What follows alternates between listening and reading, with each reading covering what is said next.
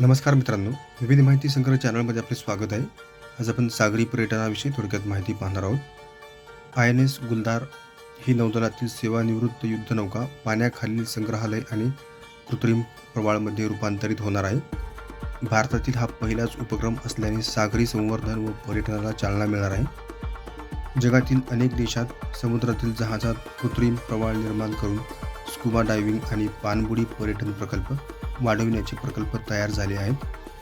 त्याच धर्तीवर भारतीय नौदलाच्या निवृत्त जहाजाचे कृत्रिम प्रवाळ निर्माण करून सिंधुदुर्ग जिल्ह्यात जागतिक दर्जाचे स्कुबा डायव्हिंग आणि पाण्याखालील संग्रहालय निर्माण करण्यात येणार आहे. केंद्र सरकारने ऐतिहासिक पाऊल उचलत भारतीय नौदलाचे निवृत्त जहाज INS गुलदार हे महाराष्ट्र पर्यटन विकास महामंडळाकडे सुपूर्द केले आहे.